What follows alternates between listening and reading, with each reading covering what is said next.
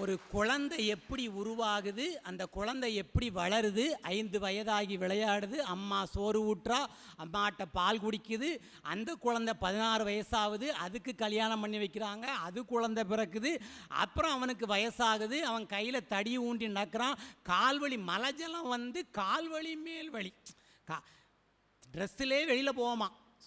மாதா உடல் சலித்தாள், வல்வினையேன் கால் சலித்தேன், வேதாவும் கைசலித்து விட்டான், நாதா இருப்பையூர்வார் சிவனே இன்னும் ஓர் அன்னை கருப்பை ஊர் வாராமல் காணர். பட்டினத்தார் அம்மாவும் பெத்து பெத்து நம்மளை அழுத்துட்டாளாம். எத்தனை தடவை தான் இந்த பரதேசியை பெறுறது, எத்தனை தடவை தான் வந்து பிறக்கிறான். மாதா உடல் சலித்தாள், வல்வினையேன் கால் சலித்தேன், நான் நடந்து என் கால்லாம் வலிக்கியா, வேதாவும் கைசலித்து விட்டான், பிரம்மனும் படைத்து அழுத்து விட்டான், நாதா இருப்பையூர்வார் சிவனே இன்னும் ஒரு அன்னை கருப்பை ஊர் வாராமல் கா. அருணகிரி பெருமான் இதை பாடுறாரு. தொந்தி சரிய மயிரே வெளிர நீரை தந்த மசைய முதுகே வளைய இதழ் தொங்க ஒரு கை தடிமேல் வளர மகளிர் நகையாடி தொண்டு கிழவன் இவன் யாரென இருமல் கிங்கினென முன்னுரை குளரவே விழி துஞ்சி குருடுபடவே செவிடுபடு செவியாகி வந்த பிணியும் இடையே அதில் ஒரு பண்டிதனு மெய்யுறு வேதனையும் இள மைந்தர் உடைமை கடன் ஏதன முடுக துயர்மேவி. அவர் சொல்கிறார், மைந்தர் கடன் ஏதன முடுக துயர்மேவி மங்கை அழுது விழவே எம படர்கள் நின்று சொருவ மலமே ஒழுக உயிர் மங்கும் பொழுது கடிதே மயிலின் மிசை வர வேண்டும், எந்தை வருக ரகு நாயக வருக மைந்த வருக மகனை வருக எண்கள் வருக எனது ஆறுயிர் வருக என அபிராம இங்கு வருக அரசே வருக முலை உண்க வருக மலர் சூடிட வருக என பரிவினோடு கோசலை புகழ வருமாய சிந்தை மகிழும் மருகா குறவர் இள வஞ்சி மருகும் அழகா அமரசிர சிந்த அசுரர் கிளை வேரோடு அடிய மடுதீரா, அசுரர் சிந்த அமரர் கிளை வேரோடு அடிய மடுதீரா, திங்கள் அரவு நதி சூடிய பரமர் தந்த குமரா அலையே கரை பொருத செந்தில் நகரில் இனிதே மருவி வளர் பெருமானேன்னு திருப்புகளில் பாடுறார். அப்போ நாம் எப்படி பிறக்கங்கிறதெல்லாம் சொல்லி வச்சுருக்காங்க. அவர் சொல்கிறார், பட்டினத்தார் சொல்கிறாரு, நான் எதுக்கு பிறக்கணும், அதாவது பெற்று அழுத்தாள் தாயார், பிறந்து அழுத்தேன் நானும், உரமுண்ட அக்கினியும் உண்டு அழுத்தான்கிறார். அம்மா பெற்று அழுத்துட்டாளாம், நாம் பிறந்து அழுத்துட்டோமா. அக்கினி பகவானுக்கும் போர் அடித்து போச்சான். இவன் எத்தனை தடையாக சுடுகாட்டுக்கு வருவான், எரிச்சு இவன் என்னால் முடியல, உரமுண்ட அக்கினியும் உண்டு அழுத்தான், உந்தன் பொற்றுணைத்தாள் தந்து புகழருள்வாய் பூரணமே, முடிசார்ந்த மன்னரும் மற்றும் உள்ளோரும் முடிவில் பிடிசாம்பலாய் வெந்து மண்ணாவது கண்டும் பாடுறார். மிகப்பெரிய ராஜா, நாட்டுக்கே ராஜா இல்லையா, முடிசார்ந்த மன்னரும் மற்றும் உள்ளோரும் முடிவில் வெந்து பிடிசாம்பலாய் மண்ணாவது கண்டும், இந்த படிசார்ந்த வாழ்வை நம்பியல்லால் பொன்னின் அம்பலவாணர் அடிசார்ந்து வாழ்வோம் என்று அறிவார் இல்லையேன்னு அழுகுறாரு பட்டினத்தார். என்ன சொல்கிறாரு, நம்ம கண்ணுக்கு முன்னாடியே நடக்குது, எத்தனை பேரோ சாவுறாங்க. காலையில் இந்த இடத்துல நின்னோம்னா 4 பேர் இறந்து தூக்கிட்டு போவாங்க, பார்க்குறோம். எத்தனையோ பிணங்கள் தூக்கிட்டு போகிறத பார்க்குறோம். சுடுகாட்டுக்கு போனால் சொல்கிறோம், என்ன வாழ்க்கை வாழ்ந்தாயா மனுஷன், எப்படி வாழ்ந்தான் தெரியுமா, இவனை இப்படி ஒரு செகண்டில் இதை தீ வச்சுட்டாங்களே, முன்னர் உரிந்த கோவணம் உரிந்து உருட்டி போட்டது கண்டும்பார், கோவணத்தை கூட வச்சிருக்க மாட்டான்டா, உறிஞ்சிருவான்டாங்கிறார் பட்டினத்தார். எவ்வளோ அனுபவபூர்வமாக உணர்ந்துருக்காரு பாருங்க அவர். இல்லைன்னா அவர் வந்து காதற்ற ஊசியும் வாராது கான்னு சொல்லுவாரா.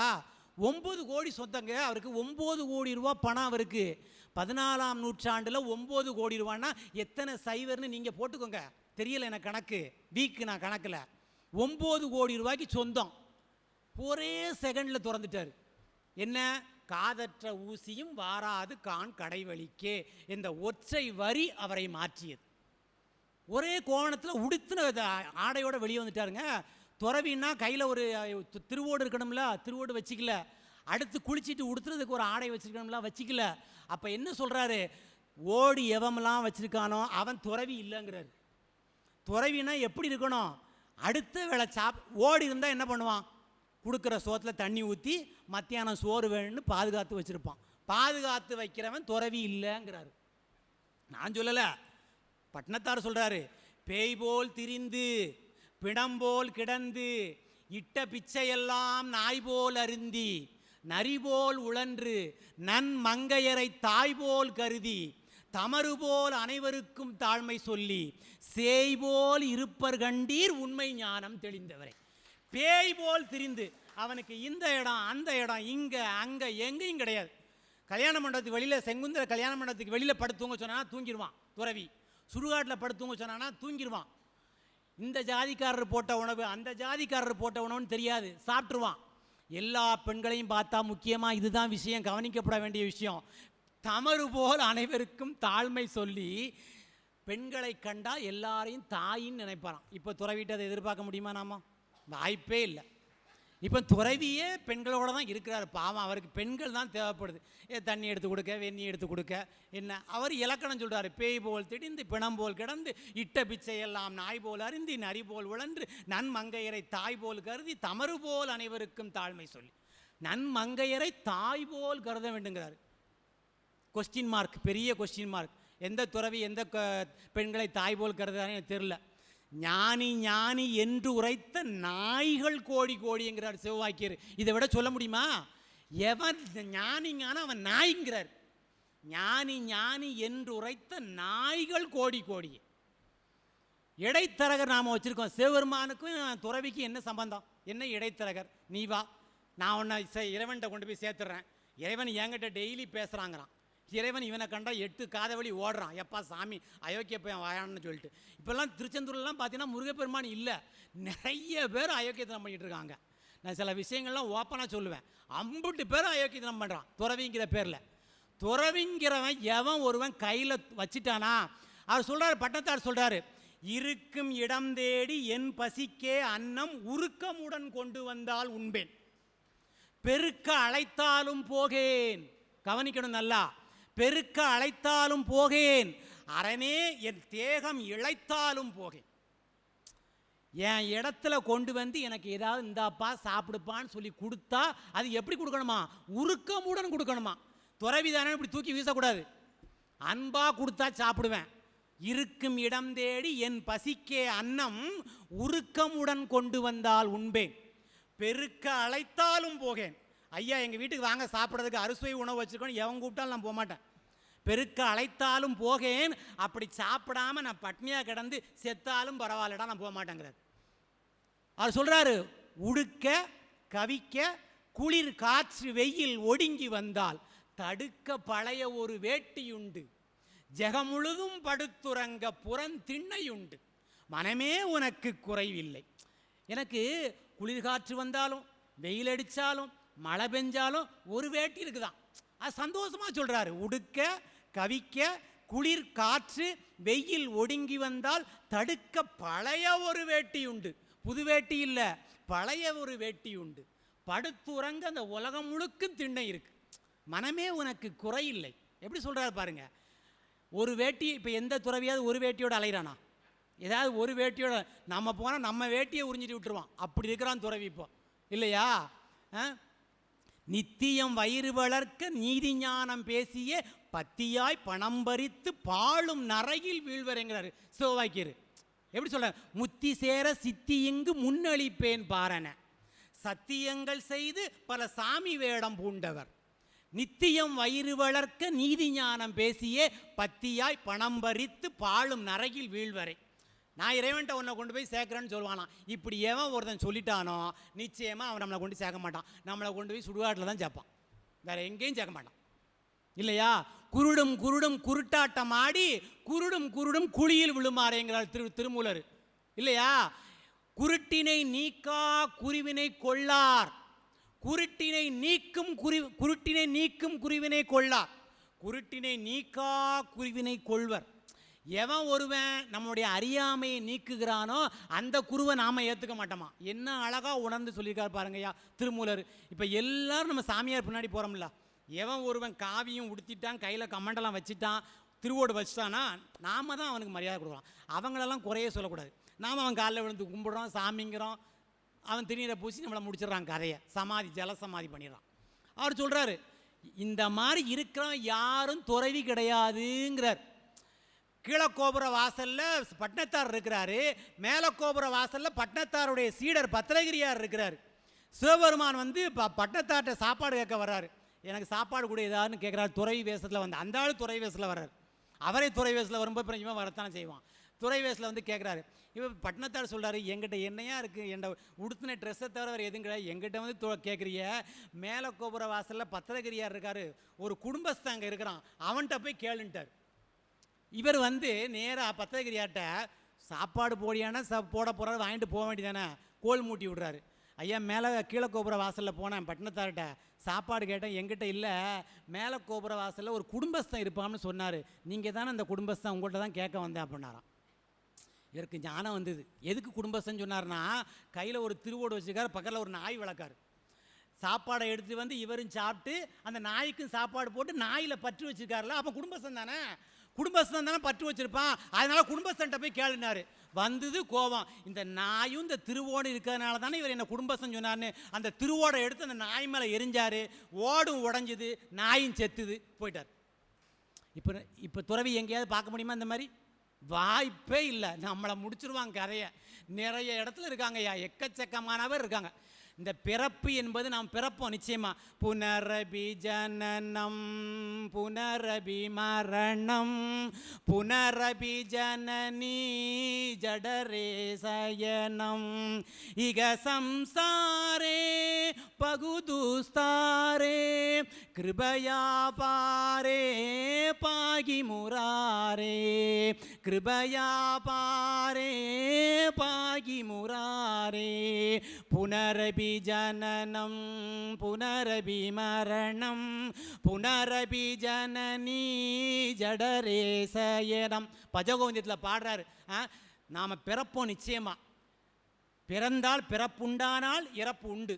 பிறந்தன இறக்கும் இறந்தன பிறக்கும், தோன்றின மறையும் மறைந்தன தோன்றும், உணர்ந்தன புணரும் புணர்ந்தன பிரியும், மறந்தன தோன்றும் தோன்றின மறையும், எல்லாம் நடக்கும். பட்டினத்தாரே சொல்கிறார், எல்லாமே நடக்கும். ஆனால் நாம் நிச்சயமாக பிறப்போம். ஏன்னா நாம் தான் ஒரு பிறவி. இந்த உலகத்தில் ஒன்று தெரிஞ்சுக்கோங்க ஒரு விஷயம், நாம் நன்மை செய்தாலும் பிறப்போம். பிறவி வந்து நாம் நன்மை செய்தாலும் பிறப்போம், தீமை செய்தாலும் பிறப்போம். தீமை செய்தால் தீமையை அனுபவிப்பதற்கு பிறப்போம், நன்மை செய்தால் அந்த நன்மையையும் அனுபவிப்பதற்கு பிறப்போம். அதனால தான் கர்ணன் ரொம்ப விவரமாக சொன்னான், செய் புண்ணியம் செய்த புண்ணியம் செய்கின்ற புண்ணியம், இந்த மூணையும் உங்கள்கிட்ட தர என்ன உற்றியான்னு அவன் வந்து கேட்குறான். கர்ணன்ட்ட வந்து கேட்குறான் கிருஷ்ண பரமாத்மா, ஏதாவது குடியா எனக்கு வேணும். அந்த ஆளே உயிர் ஆவியோ நிலையிற் கலங்கியது, யாக்கை அகத்ததோ புறத்ததோ நான் அறியேன், பாவியேன் வேண்டும் பரிசலாம் வழங்கும் பக்குவந்தனில் வந்திலையால் ஓய்விலாது யான் செய்த புண்ணியம் அனைத்தும் உதவினேன் கொள்கனா. என்கிட்ட என் உயிர் என்கிட்ட இருக்கா வெளியில் இருக்கானே தெரில, நானே ஊசலாடிட்டு இருக்கேன், அம்பால் துளைக்கப்பட்டு கிடக்கிறேன் தேர்தட்டில்.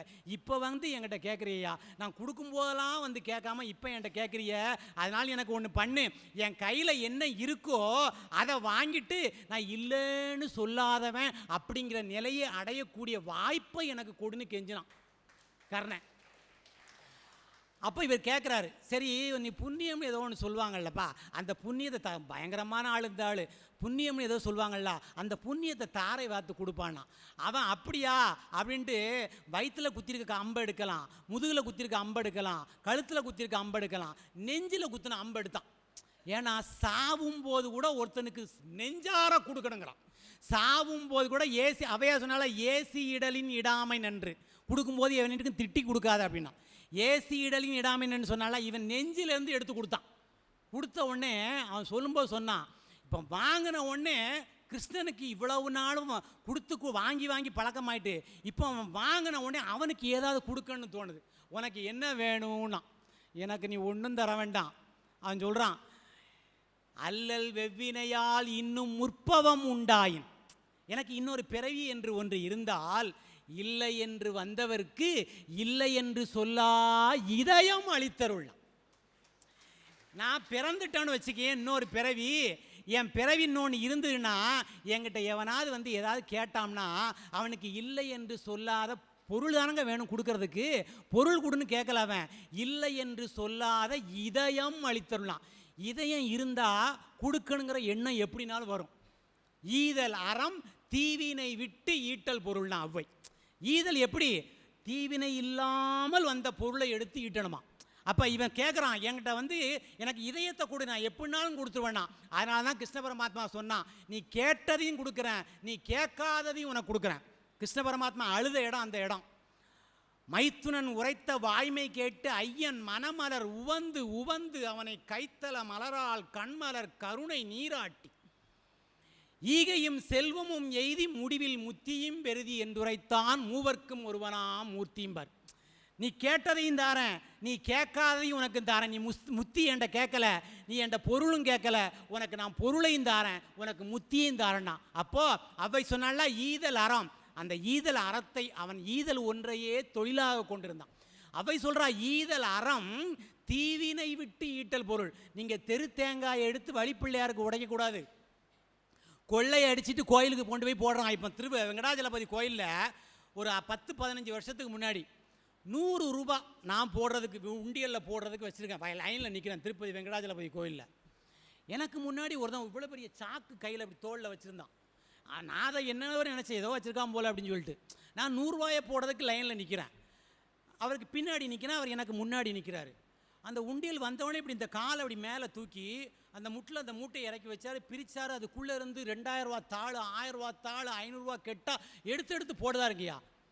எனக்கு ஆச்சரியமாச்சு, இந்த 100 ரூபாயை வெங்கடாஜலபதி ஏற்றுக்குவாரா, இவ்வளோ பணத்துக்கு இடையில இந்த வெங்கடாஜலபதி ஏற்றுக்குவாரான்னு எனக்கு பயமாக வந்துட்டு, சரி பரவாயில்ல நம்மளால் முடிஞ்ச இதுதான்னு போட்டு வந்தேன்.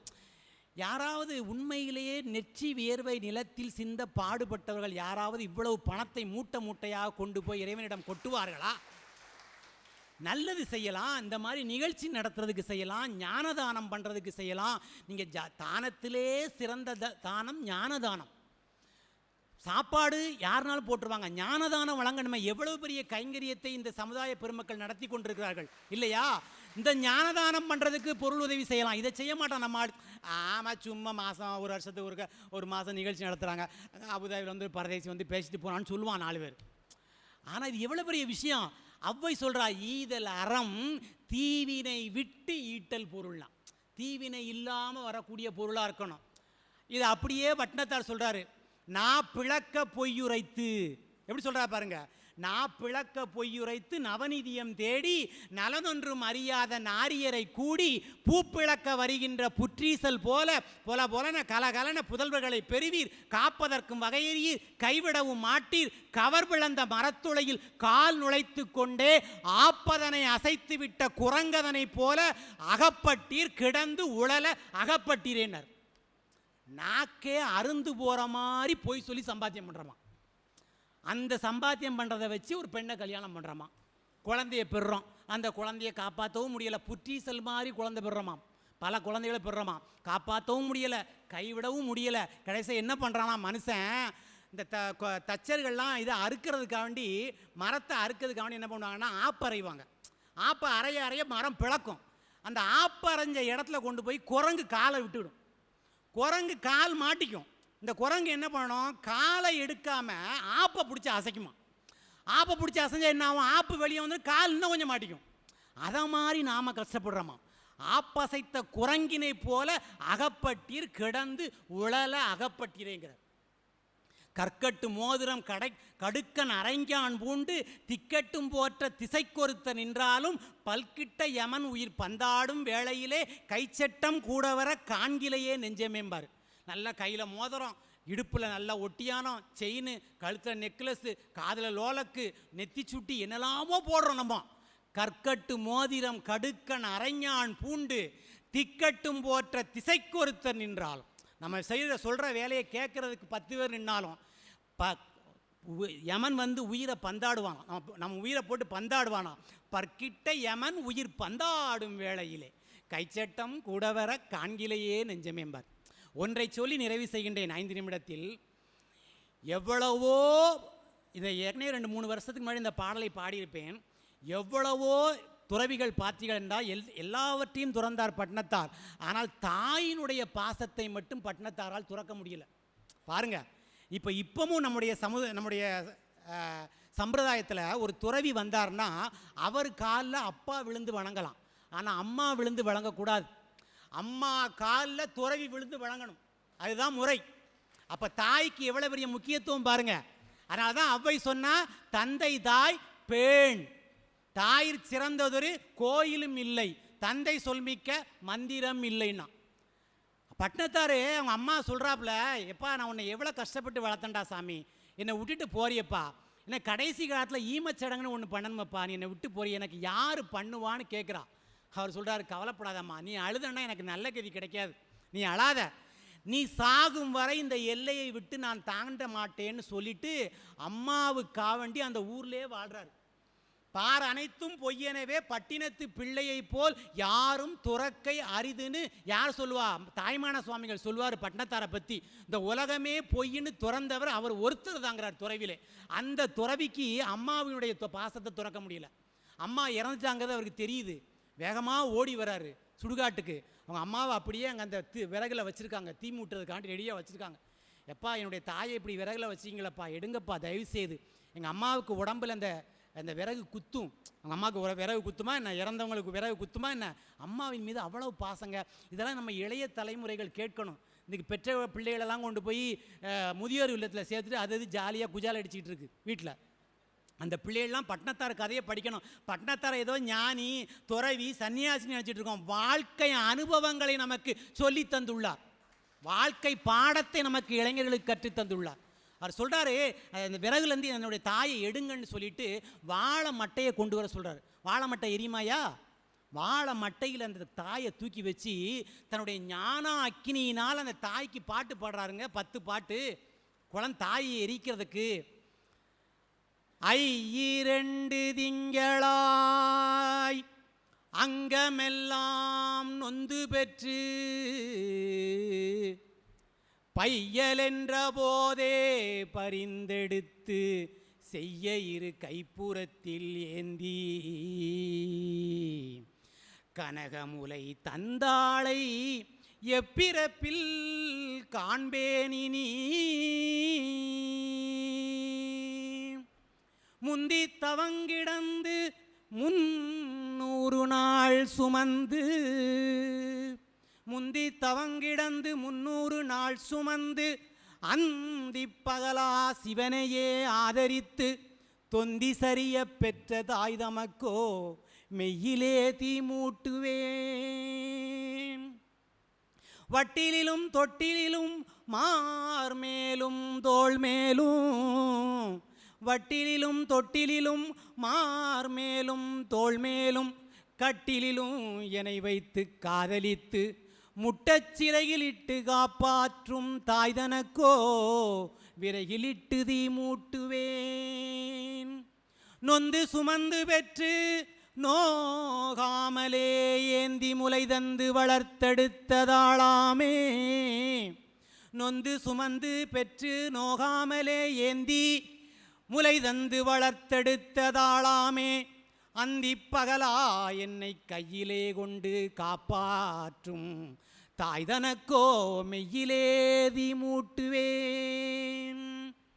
அரிசியோ நான் இடுவேன், ஆத்தாள் தனக்கு வரிசையிட்டு பார்த்து மகிழாமல், ருசியுள்ள தேனே அமிர்தமே செல்வத்திரவிய பூமானே என்று அழைத்த வாய்க்கு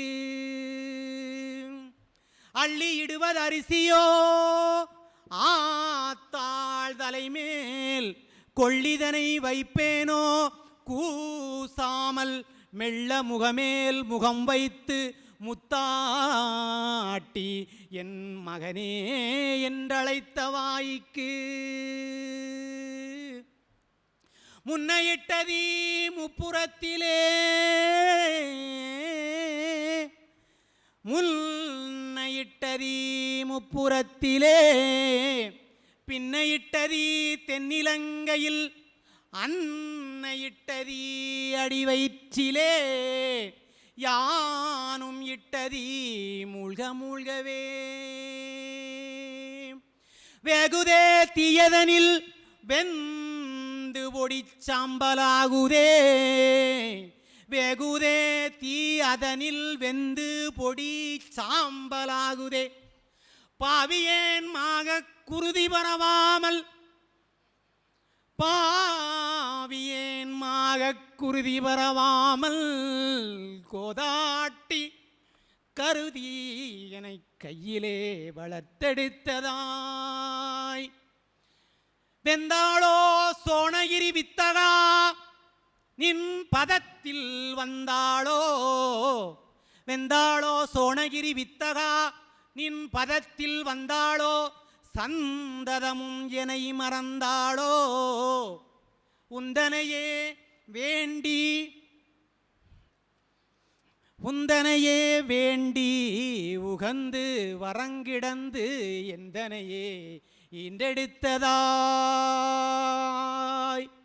வீற்றிருந்தாள் அன்னை வீதிதனில் இருந்தாள், நேற்றிருந்தாள் இன்று வெந்து நீரானாள். வீற்றிருந்தாள் அன்னை வீதிதனில் இருந்தாள், நேற்றிருந்தாள் இன்று வெந்து நீரானாள். எல்லீரும் பால்தளிக்க வாருங்கள், ஏது என இறங்காமல் எல்லாம் சிவமயமே. 10 பாட்டு பாடினாரு. ஞான அக்கினியால் அந்த தாயினுடைய சிதை தீ மூட்டி எரிந்தது. இந்த பாடலை நம்முடைய குழந்தைகளுக்கு சொல்லிக் கொடுக்க வேண்டாமா? இந்த பாடலை நம்முடைய குழந்தைகள் படித்தார்கள் என்றால் இன்று பெற்றோர்கள் எல்லாம் முதியோர் இல்லத்தில் இருப்பார்களா? நிச்சயமாக இருக்க மாட்டார்கள்.